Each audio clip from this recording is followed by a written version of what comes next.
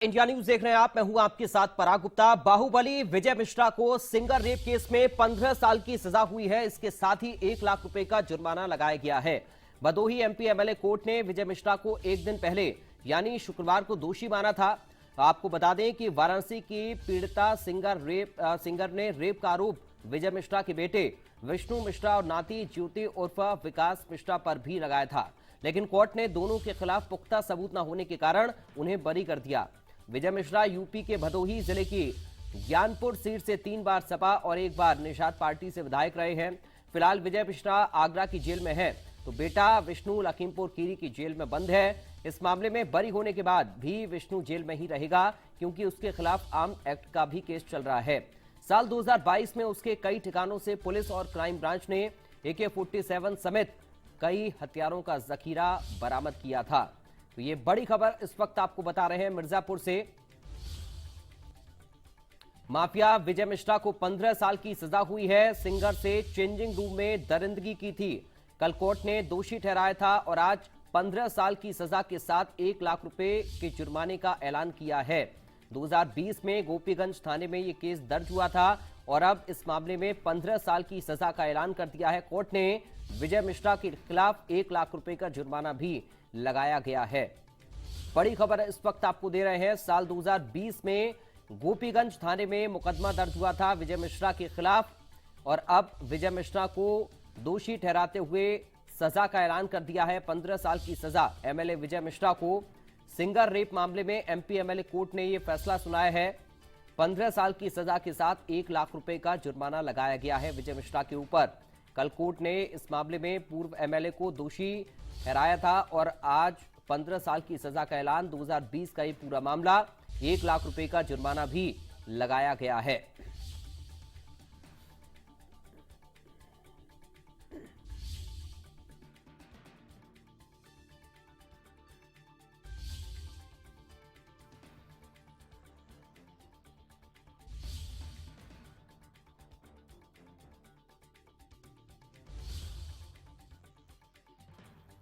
अभिषेक सिंह इस खबर पर साथ लाइव जुड़ गए हैं। अभिषेक, 15 साल की सजा और 1 लाख रुपए के जुर्माने का ऐलान हुआ है, क्या और अपडेट इस पूरे केस को लेकर?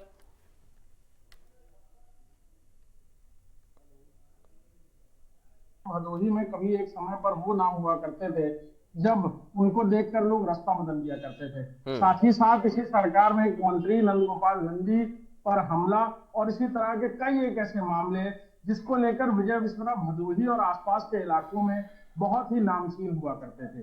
साथ ही साथ जराइम की दुनिया में जब उन्होंने कदम रखा, साथ ही साथ पॉलिटिक्स की दुनिया में भी रखा और खादी पहनकर जराइम की दुनिया में कदम रखने वालों में से वो उस दौर के कुछ नामचीन लोगों में से एक हुआ करते थे। अब जब एक के बाद एक योगी सरकार में कानून का शिकंजा ऐसे अपराधियों पर कसता जा रहा है, हमने देखा कि कैसे कल पवन पांडे फैजाबाद से या अयोध्या कहा जाए कि एक मामले में जेल गए और फिर आज विजय मिश्रा, जिनकी भदोही में न सिर्फ तूती बोलती थी बल्कि खौफ का दूसरा नाम हुआ करते थे, वो अब एक मामले में जेल गए हैं। और सबसे अहम बात ये कि न सिर्फ कोर्ट ने उन पर इस पूरे मामले में सख्ती से संज्ञान लिया है, बल्कि ऑपरेशन कन्विक्शन जो यूपी पुलिस की एक नई मुहिम है, जिसमें ऐसे मामलों में जिसमें बड़े अपराधी या कुख्यात अपराधी शामिल होते हैं और अक्सर जो गवाह होते हैं वो डर के मारे कोर्ट नहीं आते, हॉस्टाइल हो जाते हैं, ऐसे मामलों को लेकर पुलिस पूरी तरह से संज्ञान ले रही है। ऐसे गवाहों को कोर्ट पहुंचाने के लिए उनकी सुरक्षा के लिए इंतजाम किए जा रहे हैं और शायद यही वजह है कि हम जिनका चलता था या कहा जा सिक्का चलाने वाले ऐसे कुख्यात अपराधी आज एक के बाद एक कोर्ट के समक्ष जिनको सजा मिल रही है, सबूतों का अभाव नहीं हो रहा है, कोर्ट के सामने गवाहों का अभाव नहीं हो रहा है, जो कभी इसी तरह के पैतरों के चलते छूट जाया करते थे। अभिषेक, अब ये माने जैसा कि आप बता रहे हैं, एक पूरी चेन चल रही है, जो माफिया रहे उन पर कार्रवाई हो रही है। बाहुबलियों का जो बाहुबल है वो अब खत्म होने की कगार पर है।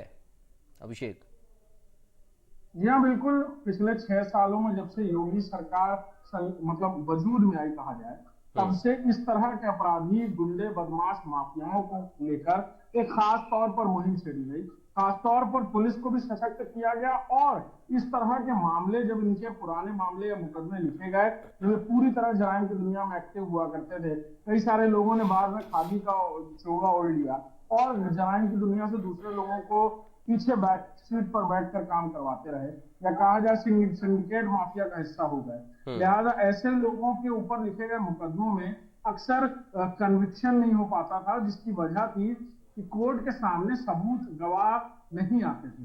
और इनका भय और खौफ ऐसा था कि लोग जिन्होंने चश्मदीद में उस वक्त नाम लिखाया होता था एफआईआर दर्ज होते समय, वो अक्सर कोर्ट आने से इनकार कर देते थे, वजह बना देते थे। और कुछ ऐसे भी थे जो कोर्ट आने के रास्ते में जिनके साथ दुर्घटना हुई। तो इस तरह के मामले सामने आए हैं। लिहाजा इस तरह के मामले बिल्कुल साफ बताते हैं कि जब इन सारे लोगों को पुलिस की तरफ से संरक्षण दिया गया, इन सारे लोगों को कोर्ट पहुंचने तक का संरक्षण दिया गया, पुलिस ने इस बात का जिम्मा उठाया ऑपरेशन कन्विक्शन में कि ऐसे गवाह जो इस तरह के हीनियस क्राइम के मामलों में विटनेस हैं, या कहा जाए चश्मदीद हैं, या उन्होंने घटना होते हुए देखी है, उनकी पूरी सुरक्षा की जिम्मेदारी ली। और वो लोग जब कोर्ट पहुंचे और उन्होंने अपनी गवाही दी, तो कोर्ट ने भी पूरी तरह सख्ती बरतते हुए इस तरह के मामलों में संज्ञान लिया और इस तरह के लोगों के खिलाफ सख्त से सख्त सजा सुनाना शुरू किया। बहुत शुक्रिया आपका अभिषेक, जानकारी और इस पूरी बातचीत के लिए।